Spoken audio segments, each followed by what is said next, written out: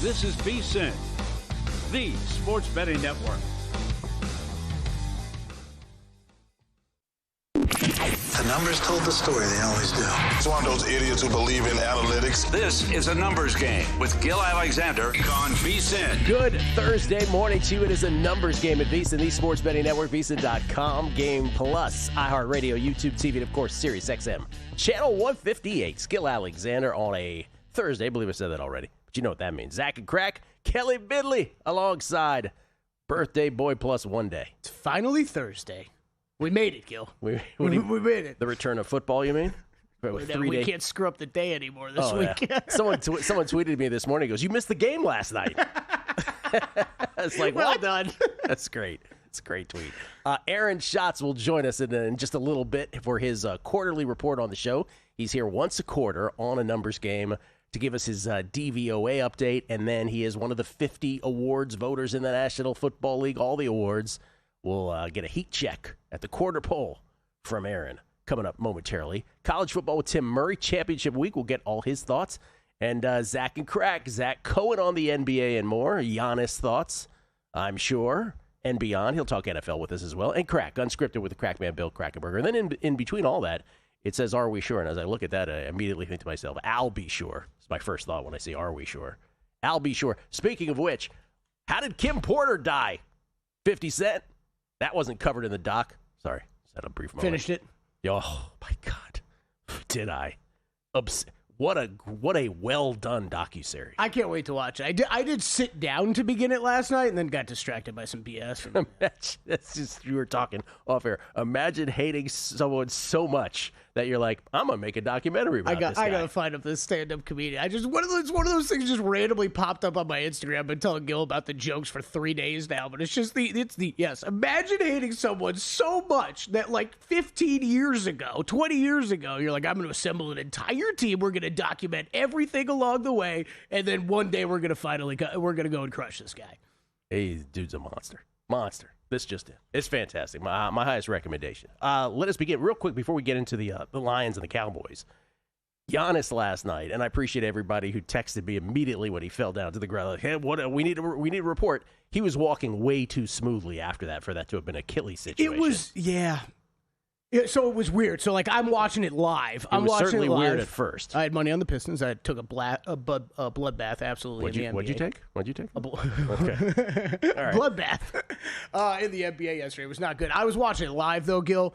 It was one of those when he went down and immediately called over medical personnel in the face, I was like, oh, no. But then, yes, as it went on a little longer, he gets up, the teammates help him up, and he's able to at least hobble to the back.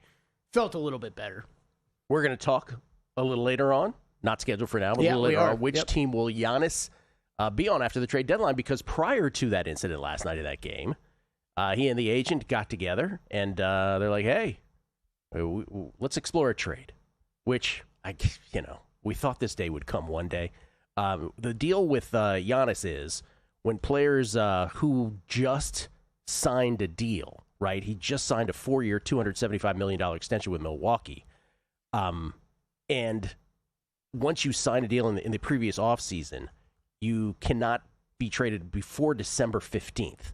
So when players across the league who signed the past offseason, that's when they can be moved, December 15th. So one thing to keep in mind, eligible to sign a 4-year, $275 million extension with Milwaukee or a team he's traded to starting October 1st of 2026. Right. And a team trading for him would then need to have the confidence that he will sign an extension with them. This is thereafter. All part of the process. Because otherwise he becomes a free agent 2027.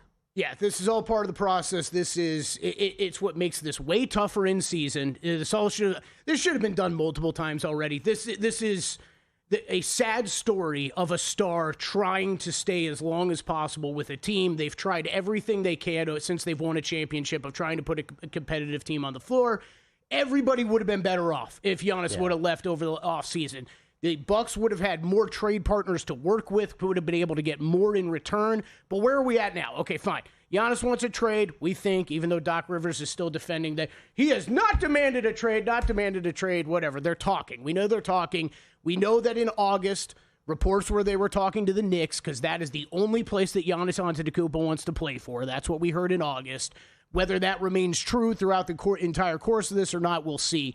The December 15th deadline is big that you brought up because that involves Giannis and then everybody else in the NBA who's under those same restrictions cannot be traded until that point too. Yeah. So that's really the first time we'll see any movement on this. As you know, though, Gil, I'm excited. It annoys me because I love Giannis, and I just wish we would have moved on already, and this could have been over with, and they need to get this over with. But there's a lot of fun teams to still discuss. When we will discuss all of them. Can I just ask about one right now? The Thunder are not part of this? So, they are the most fascinating team, I think, because we're in the day and age we're in the NBA, especially in season. With the second apron in place now, these trades become so much tougher than what they were just a couple years ago, 5 years ago, 10 years ago. The Oklahoma City Thunder, and there's a couple other teams like this, but nobody like the Thunder. The assets that they have could pull off this trade and make it relatively easy. Right, but do you mess with what you have? Why would you? Because, and then we get back to the question that people are betting on, right, that Will brought up initially, Will Hill. Their chances of getting to 70 or 74, to me, would be diminished somehow if you change the alchemy of a team. Okay, I love that you put it that way, because I agree with that. Does it increase your chances at winning a championship, though? Maybe. I think it probably does. Maybe. So I think the real question is, whether they'll be in or out on this, is how much of a scare do they feel like they got in last year's championship run? But I kind of think that you still won a championship. You got the pieces in place. You've got all these assets for the future. I don't know if you're OKC, why you'd go do that. This league is more interesting for what happens off the court than it is for on. It's the best reality TV show on the planet, It's man. unbelievable. All right, Lions and Cowboys. Week 14 of the National Football League kicks off tonight. What has it been, 72 hours by the time that kicks off that we have another game? That's unacceptable. Unacceptable. Cowboys and Lions, one of a bunch of games this week that has massive implications for both teams participating, win or loss. And in this case, it's not an elimination game by the letter of the law, but man, it'll be a setback.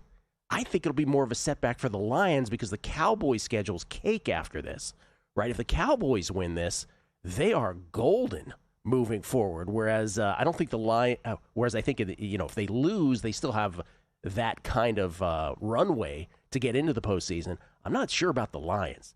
They lose, they're in big trouble at this point, and the Lions are going to be without. First of all, let me give the trend that everybody's been giving it out about all year long about the Lions under Dan Campbell. When they lose a football game, they come back and they are 14-0 straight up, 13-1 against the spread following losses since November of 2022. 14-0 straight up, 13-1 against the spread following losses since November 2022. However, to quote Stephen A., they're missing Sam Laporta. They're missing their two backup tight ends, Brock Wright and also Shane Zylstra. Amon-Ra St. Brown out tonight. The Lions offense... We're official on that? On Amon-Ra? Are we official? I don't think we're official yet. We're not official. Doubtful is what I'm saying. Doubtful. Okay. We're doubtful. Pardon me. We're doubtful on that. But on defense, I'd be shocked if I'll tell you what we are official on. On defense, we have no Kirby Joseph. We got no Terrion Arnold. Yep. Right. Brian Branch is banged up. Back to offense. Their center, Graham Glasgow, is banged up. We don't know if they're going either. They're questionable. There's 4 starting offensive linemen that are questionable right now for this game tonight. So, they are just the proverbial mash unit in this. Their offense has averaged just 22.3 points per game in the last 3 weeks. And we just mentioned the players that now additionally could be out. It also doesn't help that their defense has given up 9 passing touchdowns, 237 passing yards per game, and a 105.6 quarterback rating over the last month. The Detroit defense, top 10 against their 10th top 10 team in EPA per rush, but just 16th in EPA per pass allowed. And Dallas, we know, loves throwing the ball around the yard. Lions rank 30th in yards allowed per pass attempt over their last 3 games. And Dallas ranks 2nd offensively in that category. Since Dallas acquired Quinnen Williams, that was week 11. This is from Zach Cohen's article at VSiN.com. Zach will join us later on talking about the game. So the Cowboys have an EPA per play allowed of 0.00. That doesn't sound like much, but what that is an improvement to middle of the pack. And when you throw a middle of the pack defense in with a really good offense, now all of a sudden you're talking. Mm-hmm.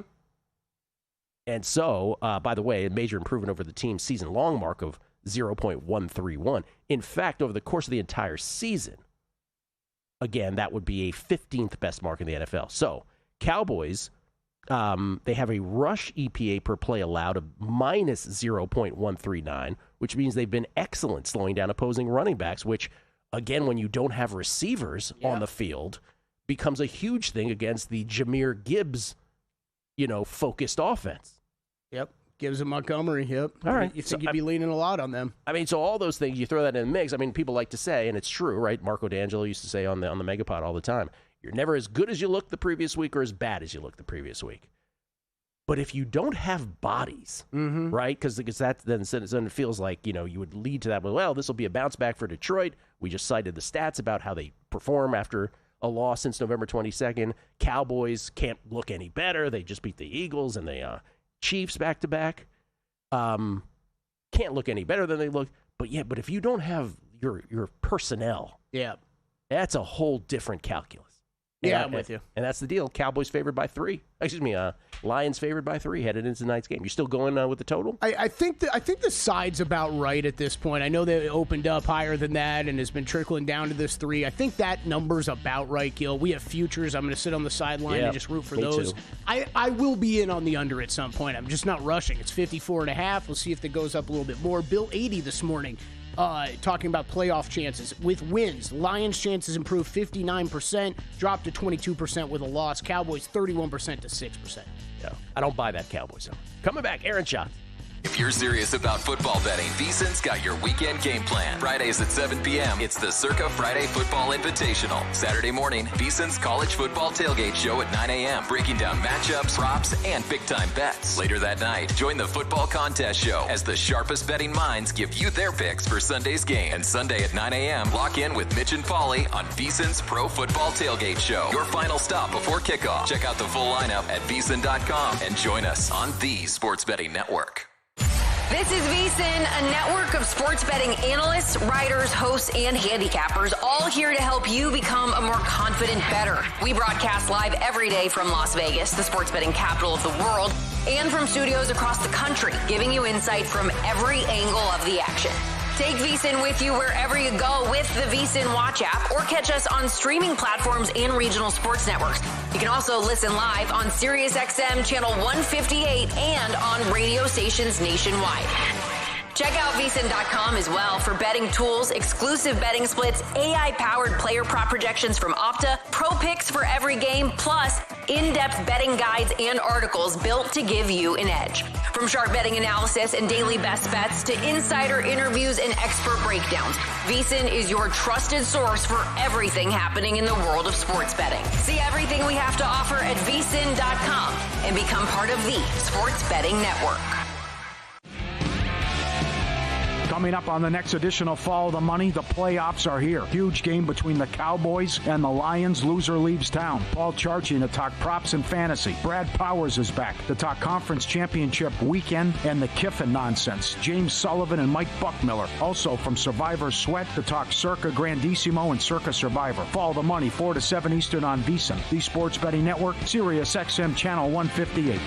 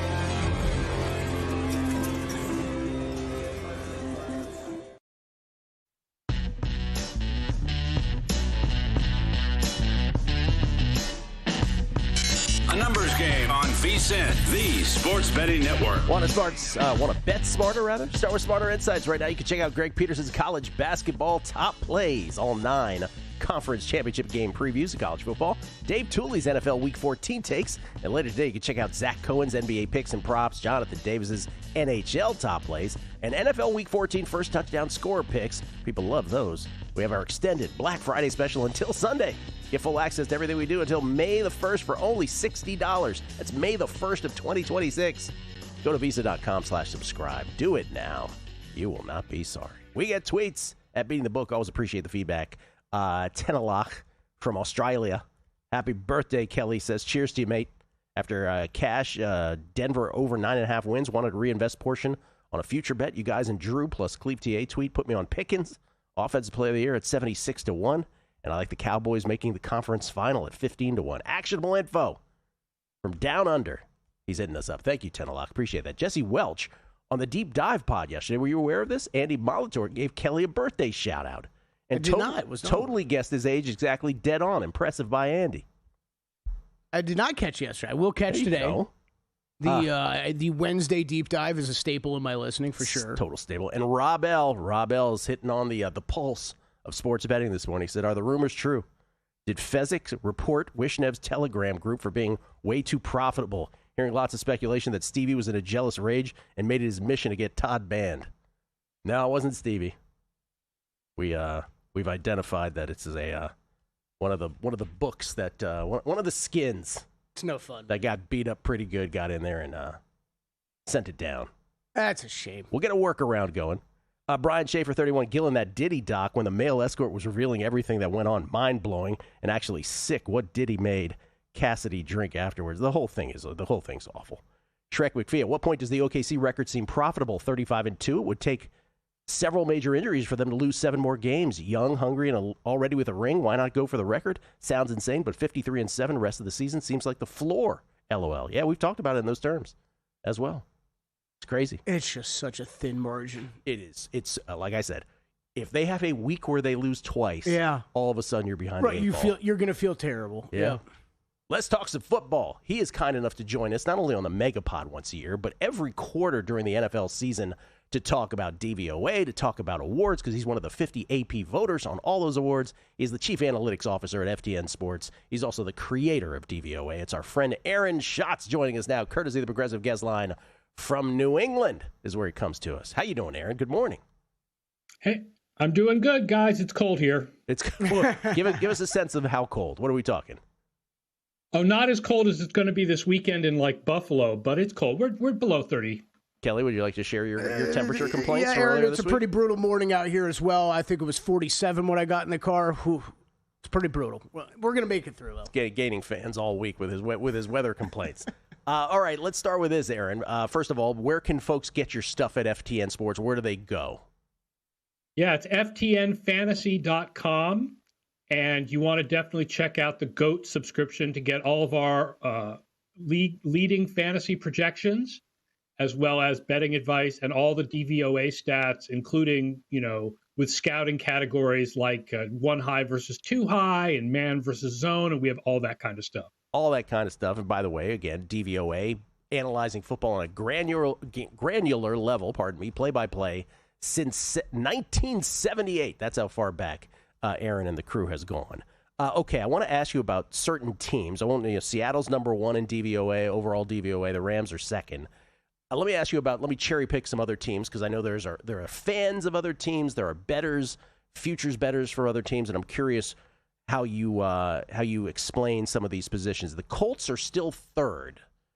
What is the key to that ranking, would you say?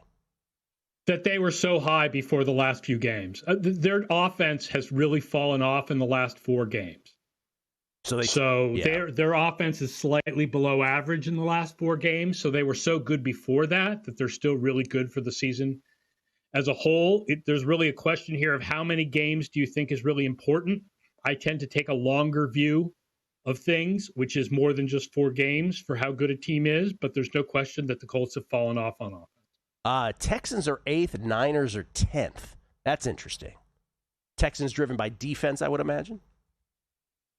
Yeah, the Texans are 2 defense. Their offense is not as bad as you think. It's like minus 4%. So it's 24th. But their defense is as good as you think. Seattle passed them this week with that incredible game against Brosmer. But yeah, Houston's defense is really good. 49ers have just really overcome all the injuries. Their defense really fell apart when they lost guys like Warner and Bosa for the season. But their offense, even with Mac Jones, was pretty good. And then with Purdy, it's been pretty good. So the 49ers are pretty good. That is amazing. The overcoming of those huge injuries on defense. Let's go a little further down the list because I'm curious about these, and I think most people would be curious about these.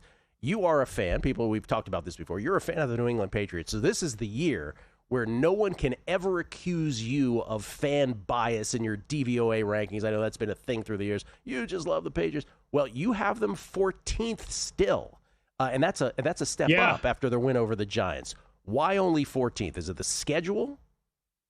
It's mostly the schedule. There's some other things. They've been very good on 4th down, and I tend to underplay 4th down a little bit compared to other advanced stats because while 4th downs are very important, they're not as predictive. They have more importance than they have predictive ability. So their schedule is going to end up being like the 5th or 6th easiest schedule that I've ever measured. They have beaten a grand total of 1 team that rank higher than them, which is Buffalo. And they play in the rest of the season a grand total of 1 team that ranks higher than them, which is Buffalo. Okay, so there's that. Yeah. Yeah, okay, so with the... I mean, I'm enjoying this. Listen, the funny thing, this doesn't take away from my enjoyment. I'm not, like, rooting against them. I think it's fabulous. I'm having so much fun as a Patriots fan this year, but they're not as good as their record. I remember distinctly asking you, for whatever reason, certain comments land on you and they stick with you, and I remember asking you about Drake May last year, at the end of last year, and you said, we have the guy. You were very confident. I remember that was your phrase, we have the guy. And I remember the time being like, really, you do? Because that was maybe, right? It was Drake maybe at that point. But you were confident even then. Let's talk about the Given his age, there is not another quarterback in the league I would want more than Drake May right now. AFC North, Ravens and Steelers. You got the Steelers 13th and the Ravens 18th. What's the differentiator there? The games without Lamar Jackson. Oh, that's it. If you take out the games without Lamar Jackson, they're basically neck and neck. The Ravens would be slightly ahead. But then at the same time, Jackson has not played well the last 3 games. He's hurt. And the funny thing is, I went back and I rewatched the Thanksgiving game, and I don't think that it comes out in running. I think that it comes out in lack of accuracy on passing because I think his passing mechanics are off because of his foot. He's got a toe injury. And so that, I don't know what the Ravens have going forward because I don't know how healthy Jackson is going to be. By the way, that completely tracks. I don't know if I said this on air or where I said it, but for all the, great plays that he'll make, and they still happen every once in a while, and the announcers gush over it, some of those passes are woefully inaccurate. And it does remind me, right, when RG3 got hurt, how his mechanics just disappeared after that. Obviously, Lamar having more. Yeah, it's very different. I mean, historically, Jackson has been a fantastic pocket quarterback. People think of him running, but in the pocket, he, last year was amazingly good. This year, just not. Okay, the number 1 seed in the NFC currently is the Chicago Bears. You have them overall 19th in the league, 19 out of 32 overall DVOA. I don't know if you know the answer to this question, Aaron, but I'm always fascinated by the historicals. Is this the lowest this late in a season a number 1 seed has been?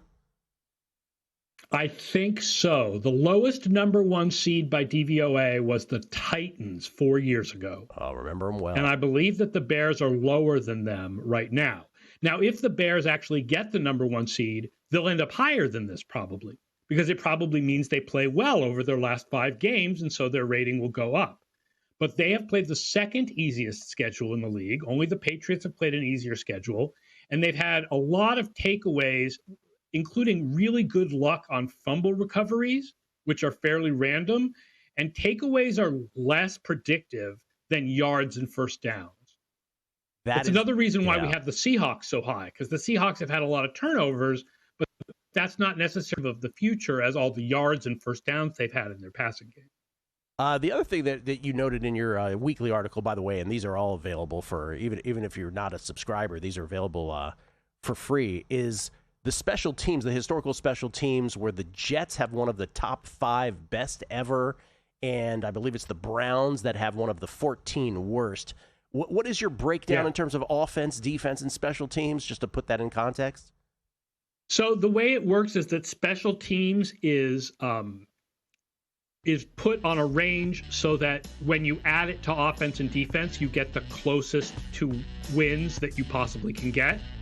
So when you do that and you look at the range of possibilities, you end up with football basically being 4 parts offense, 3 parts defense, and 1 part special teams. Okay. So special teams is not 1/3 of the game. Gotcha. It's more like 1/8 of the game. I like it.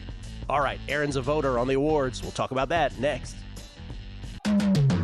This Black Friday, VSiN's hooking you up with our biggest deal of the year. Just $60 for full VSiN Pro access through May 1st. That's 6 months of nonstop action from the heart of the NFL season and college bowl games through the Super Bowl, March Mania, the Masters, and the NBA playoffs. Get every VSiN Pro article, betting tool, AI projection, and expert pick, all for just $60. Don't wait. This offer's only for a limited time. Head to VSiN.com/subscribe and join us on the Sports Betting Network. Elevate your sports betting game with VSiN's exclusive betting splits. Stay ahead with real-time market trends and track bet percentages on any matchup. Then uncover the edge by comparing them to the amount of bets placed to find out where the sharp money is headed. Upgrade to VSiN Pro to access betting splits, live odds, line moves, power ratings, and in-depth game analysis. Go to VSiN.com/pro to join VSiN, the sports betting network.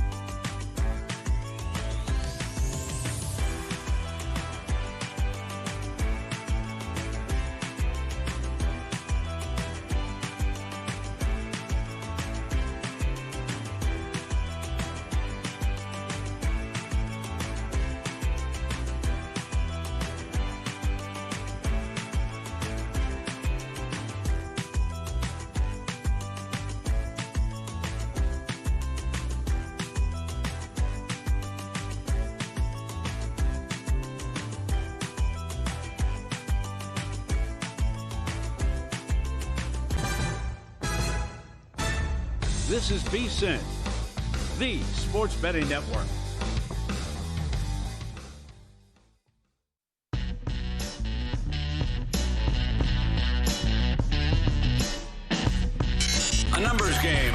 VSiN, the Sports Betting Network. Back on a numbers game live from Circa Resort Casino, downtown Las Vegas. Gil Alexander. It's my little buddy Kelly Bidley over there to my left. People love it's funny when you talk anything Giannis before. People love chiming in. Brad Magnus on Twitter. As a lifelong Bucks fan, I'd hate to see him go. I don't want Cat and OG amongst picks. What does that do for us? This all fell apart with the Bucks overpaying Middleton, then acquired Dame for Drew. Kuzma's overpaid and has no value. It all sucks. That's his standpoint from a Bucks fans. But then there's Ryan Thompson, who believes, he says, NBA media has wanted Giannis out of Milwaukee for about 7 years. Maybe they finally get their wish, but it's gross and bad for the sport. Warriors have been in a similar spot to the Bucks past few years, yet no Ken Curry win here or trade narrative. Yeah, because the Warriors are always competitive. They've done a better job than the Bucks of surrounding Steph Curry with talent to make that not as much of a conversation. Yeah, there you go. Aaron Schatz, kind enough to join us for a second segment here, talking all things DVOA and all things awards. Before we get into the awards, Aaron, by the way, thanks for sticking around here again. We just summed up that previous segment off air. Can you give your sort of general then 2025 analysis thus far through 3 quarters of the year? Yeah, I was going to say my numbers like the Rams and Seahawks a little bit better than the market. But for the most part, I'm in agreement with the market. This is anybody's year. I don't remember another year where I had teams with really good records have bad DVOA and teams with, unconvincing records like the Lions and Chiefs that are really good in DVOA. It's a very topsy-turvy year. Very topsy-turvy. And, of course, those the culprits of the good record and the not-so-great rankings, the Patriots at 14, the Bears at 19, and even the Panthers, right, at 25 with a winning record. I guess we should throw them in. All right, regular season MVP, let us start there. Aaron is one of 50 AP voters on these awards. He has been for many years. Kelly, Matt Brown, and I, Matt Brown, was the Megapod guest this year. We, in fact, were with Aaron the night that Lamar was not unanimous, and we were with Aaron. Aaron was the one who had cast the vote for Josh Allen. When the previous year, he was the guy stumping for Lamar more than everybody else. I believe I have that right. This year. Or the other way around. Last year, I was stumping for Lamar. Correct. Other way around. I'm sorry. Yeah. All right, regular season MVP this year. Drake May, the aforementioned, -135. He's the favorite. Matthew Stafford's +125. Everybody else is 14-1 or longer, starting with Dak. We can't really get your thoughts on this after the season, so this is our last chance to really pick your brain about this. What are you thinking?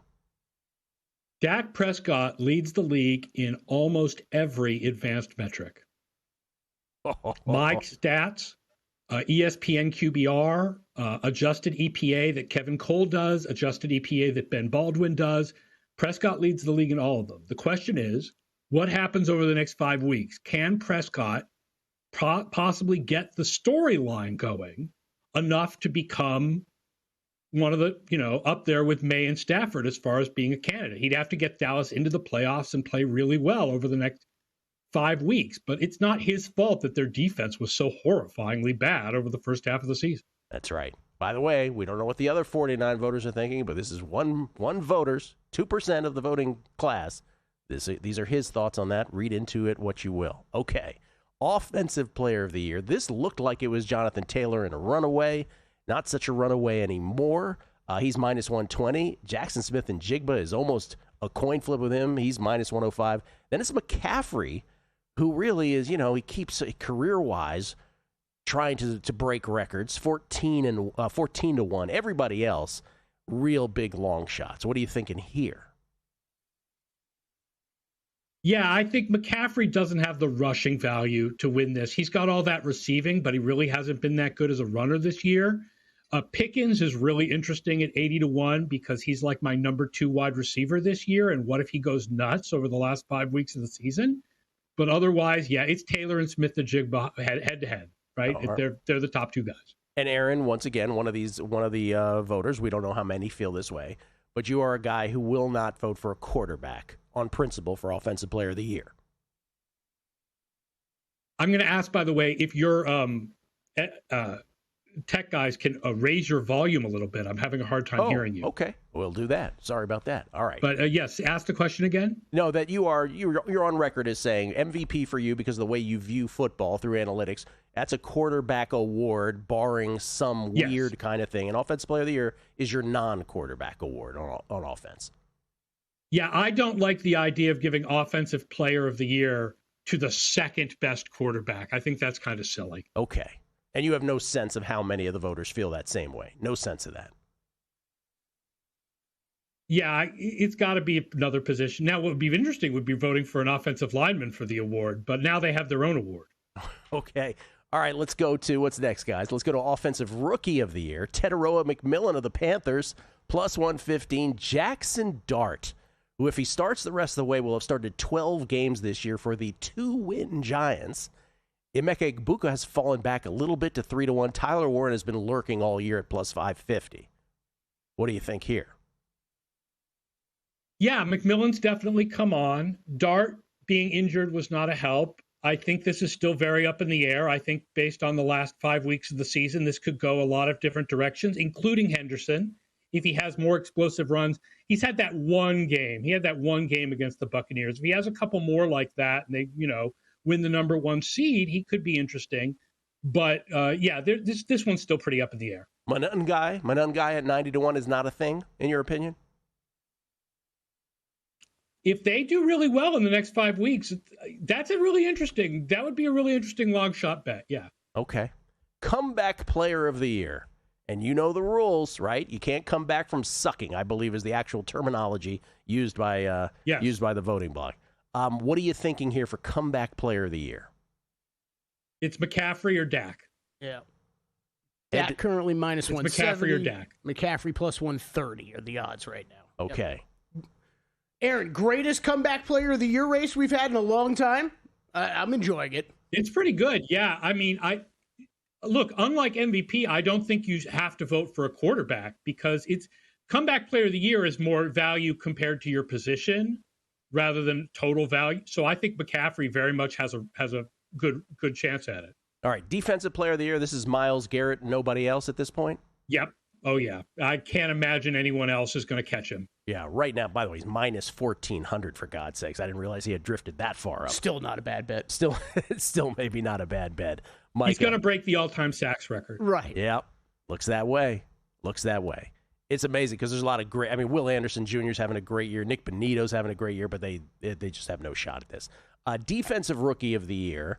Carson Schwarzenegger of the Browns has really gone out to the big lead here in the market, minus 700. Does that track with your thinking? I honestly haven't thought about that one, this one that much, to be perfectly honest. I know that a lot of people are real believers in Schwarzenegger. The Abdul Carter thing, he's got all these pressures, but he only has 1.5 sacks, and he keeps getting put on the bench because he's watching porn during meetings or whatever the story was. That's kind of weird. So I guess, Schwarzenegger definitely is the leader, but I haven't thought about this one that much. They're really no disrespect to Schwarzenegger. There's no outstanding, really standout rookie defender this year. Yeah. By the way, one clarification, Aaron, one correction. It's not watching porn in meetings. It's watching porn with the sound on. I want to be clear about that. Those are the rules of the meeting. Yeah. All right. Coach of the Year. Now, this to me is the most fascinating because I think you can make a case for multiple here, but for whatever reason, and we don't know if this is a reflection of the reality, right? We haven't polled. The betting market has not polled all 50 voters, including yourself. But right now, the betting market says Mike Vrabel's minus 270.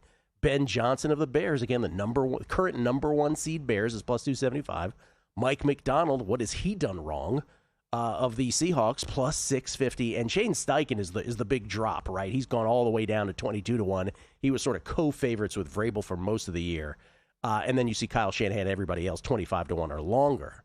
What do you believe right now is the vote for you, or the thinking anyway? I mean, I'll tell you, this is always the hardest award to vote on because it's very subjective and there's always lots of good candidates.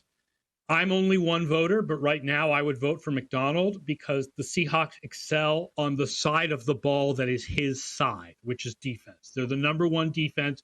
He's a defensive head coach. But Vrabel probably is the leader right now when it comes to thinking about how all 50 of us are thinking. Kelly and I both have Mike McDonald bets. We just got a little chesty right there after those comments. We didn't air high five or anything. No, that didn't happen. That's interesting. Very interesting. Because I really do think we may not know the answer, as you say. Well, let's see what happens down the stretch here. These last 5 if the games. Seahawks get the 1 seed and the Patriots don't, McDonald could win it. Yeah. Yep. We finally saw a major move towards Vrabel after Monday Night Football. That's right. And Steichen is the real dropper right there in that category. Aaron, one more reminder for folks where they can get all your stuff. Absolutely. FTNFantasy.com is the website. Like I said, award-winning fantasy projections, betting advice, all the DVOA stats are there. I'm on X, and I'm on Blue Sky at AaronSchatz.com.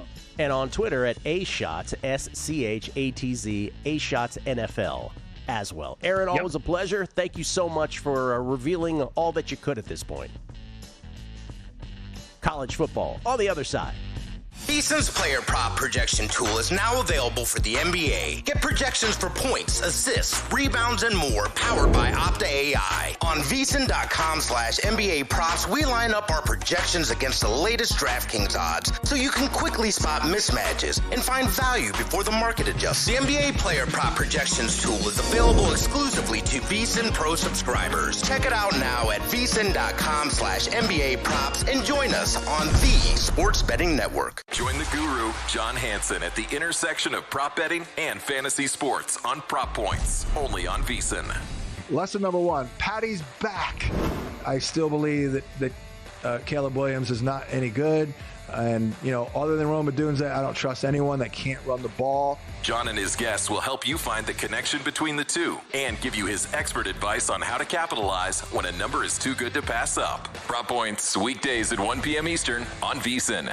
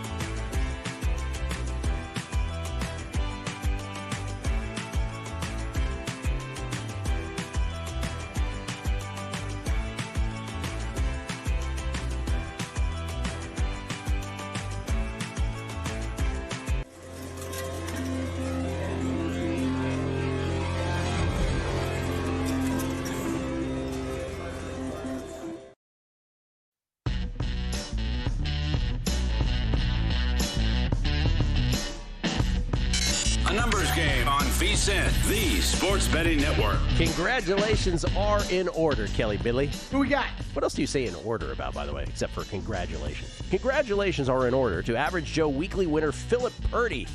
Phil. Relation to Brock? I don't know. We had 17 people with a perfect 7-0 record for Week 13. Philip gets it on the tiebreaker. Every week you could jump into the contest by making 7 picks, NFL or college, and the top score takes home $500. Win it with an Edge Boost account, and that payout doubles to $1,000. And don't forget, each quarter, one winner gets the ultimate prize, airfare for 2 to Vegas, a 2-night stay at Circa Resort Casino, and an in-studio guest appearance on a VSiN show. Free to enter anytime at VSiN.com/Joe. That's VSIN.com/Joe. Mazel tov to him. Johnny B on Twitter. My college football thoughts, all assuming BYU loses. Yes, you have to assume that before you go into your permutations of this. He says, if Georgia wins, Notre Dame makes the playoff. We'll put order Notre Dame, Bama, Miami. He says, if Bama wins, Miami makes the playoff. Put in Miami over Notre Dame. They'll be next to each other in rankings. I'll stick by what I said yesterday. I have a feeling Notre Dame's in trouble either way. We'll get Tim's thoughts on that momentarily. Parlay Pete, DVOA gets clowned because casuals see Seattle number 4 and laugh. They're number 2, by the way. Sharp Money uses it differently, finding edges the market hasn't caught. That's not glamorous, but it's profitable. That's the whole point of it, by the way, for bettors, is to put things in context and maybe make you think of teams differently than you might have. Chris Heath, get that man some earbuds. Talk about Aaron. And Jason H11, congrats to Gilly for getting through an entire DVOA segment and not bringing up the Washington Redskins or Joe Jackson Gibbs. Well done. Oh, you mean the 91 Washington Redskins, the greatest DVOA team of all time? Thanks, Jason. Thanks for reminding me. My oversight. That tweet didn't work. Mike did work. I don't know. Mike Alvarez, if watching porn with the sound on is frowned upon, I really wish somebody would have mentioned it. I got to plead ignorant on this. Yeah. I thought that was the best correction made during that segment. Tim Murray joins us now. He's the host of VSiN Primetime. He's the host of the College Football Tailgate Show on the weekend here. And, of course, the host of the College Football Betting Podcast, which he does 3 times a week, including one that drops like an album. It drops today. He joins us courtesy of the Progressive Guest Line at 1. That's the number 1, Tim Murray. Tim, what a week we got. We do. Yeah, Conference Championship week. Is there any controversy with the rankings? I haven't heard. Well, you are a fighting Irish guy. I am. I was talking about this on Monday. And I was talking about the disaster scenario where BYU wins, and I don't think anybody in college football media got that right Thursday, Friday, Saturday, or Sunday leading up to it. But let's say they lose. Now, I guess my theory the other day was, okay, Notre Dame and Miami's ranking getting sort of cozied up against each other now. Mm-hmm. The second to last ranking where only BYU's in between them, BYU win or loss is not going to be in between them afterwards. I feel like the committee's setting it up to blast Notre Dame out of this. You? Yeah, I mean, look, I'm generally more pessimistic about Notre Dame than optimistic.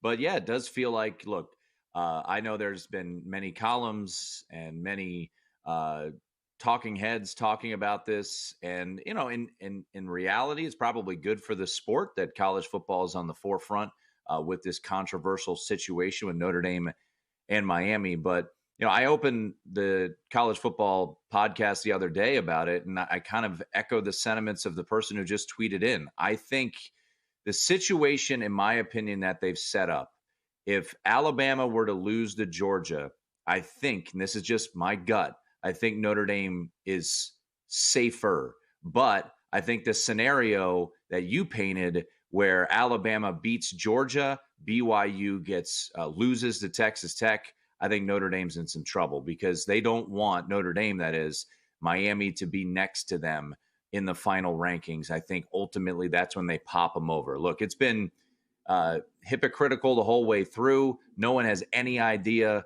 how this is all going to play out. When Bruce Feldman starts dropping F-bombs on Twitter, we know we've got to a dark place with these college football playoff rankings. But we'll see how it all plays out. You know, I've said it. I think I said it on your show a couple weeks ago. Look, I'm a Notre Dame fan. Of course, I want Notre Dame to be in the playoff. But am I going to cry if Miami gets in over Notre Dame? Of course not. You lose 2 games, you kind of put yourself into the hands of the committee, and the same goes for Miami. I get it. You beat Notre Dame. You also lost to Louisville. You lost to SMU. So you put yourself in this situation. You know, I think the funniest part about this whole thing, and this is more sports talky than it is betting, but Miami, in a year that the ACC is probably the weakest maybe it's ever been, they couldn't even get into the ACC championship. But the ACC needs to look at themselves with these tiebreakers and say, we got to fix this, because it's ridiculous that a 7-5 Duke team with a 6-2 conference record with no wins over any above 500 ACC team is in the ACC championship on Saturday night. I'll add this one last wrinkle. If Duke beats Virginia, I also think that's bad for Notre Dame, because I don't think the College Football Playoff Committee wants to shut out a Power 4 conference. So we'll see how this all plays out. It's a big cluster. I hope Notre Dame gets in, because I'm a fan. I've got a future on them at 30-1. And I do think, Gil, at the end of the day, if you look at power ratings and everything out there, I think they're a top 3 football team right now. But you lost 2 games, and because of that, you got to wait and see what the committee's going to do with you on Sunday. All right, let's try to go through these quickly. Let's start with the SEC championship with Alabama and Georgia. They're taking it seriously. Georgia is, Kirby Smart is, Alabama is. Georgia's a 3-point favorite. What do you think about this game? Yeah, I like Georgia. It was the first bet I made of the week. I took -20 on Sunday on the money line. The money line has continued to rise, -35 now. Personally, I hate laying 2.5, because if you somehow, some way get into triple overtime, now you're sweating out a situation where you're not going to win because you laid 2.5 and you get that 2-point conversion off. But, Georgia did not play well last week against Georgia Tech, Gil, but I'm not going to say that they mailed it in against a rival, but they kind of mailed it in against a rival. The post-game win expectancy, I think, was like 16 or 17%, something like that for Georgia. But I have not been in love with Alabama, even though the committee, by the way, was very impressed by their 27-20 win over 5-7 Auburn. Sure were. I was not overly impressed by that 27-20 win over a team that is not going to a bowl game. But, it's a rivalry game, and it was a gutsy call by Kalen DeBoer on 4th down. That's why they jumped from 10 to number 9. But I think Georgia gets their revenge here. It's interesting looking at the point spreads of the rematches, what they were the first time, what they are now. Georgia was a 2.5-point favorite at home back on September 27th. They're a 2.5 point favorite on a neutral at Mercedes-Benz Stadium. I like the way Georgia's been playing. I like the way they've been running the ball lately. And I'll take the Bulldogs here to knock off the Tide. Kirby Smart, he has a bit of an Alabama problem, though, Gil. He's just 1-7 as the head coach of the Bulldogs against Alabama. So certainly that crept into my mind a little bit, but I just like the form of Georgia more so than Alabama right now. Yeah, 2.5 extra juice, the consensus right now on that one. And then what about the Big 12 championship, right? BYU is the team that can throw all of this into complete mayhem. But they're 12.5-point dogs against the only team they've lost to all year in Texas Tech. How do you think this one goes? I mean, I think back to the rematch, and I loved Texas Tech in that spot, and the market did too. That thing got bet up from, I think, 9.5 all the way up to 13.5. And the 29-7 score, Gil, wasn't even indicative of the pure dominance by Texas Tech. They had some red zone failures in that game, settled for, I believe, 5 field goals. They forced a bunch of turnovers, Texas Tech did in that spot. I think, obviously, you're going to get an inspired BYU team, not only fighting for an opportunity to go to the college football playoff, which would eliminate, as you pointed out, Miami and Notre Dame if BYU were to win this game on Saturday. But you got the added bonus of Kalani Sitake's not going anywhere. So you got that juice. I don't think BYU is up to the caliber of Texas Tech. I'm not laying 12.5. I do think if you like player props, I'm curious if LJ Reed, the running back for BYU, is going to be able to eclipse 70.5 rushing yards. Only one running back this year has gone north of that number. And actually, it wasn't even a running back. It was Avery Johnson, the quarterback for Kansas State. This is a stout front for Texas Tech. So I'm trying to think of creative ways to bet this game. I think LJ Reed under 70.5 is what I saw at FanDuel. That would probably be the way I would look to bet this game here. LJ Martin, I beg your pardon, the running back for BYU. So this defense is absolutely loaded. Texas Tech, Gil, I mean, they're 4th in the country, so it's not a shock here, but they're a legit national championship contending team. If Georgia's not your favorite bet of the week, what is? Probably, I mean, I have a Boise State future, and I'm not hedging off of it. I think they do win against UNLV. That number, it's pretty wild when you look at Boise State and UNLV.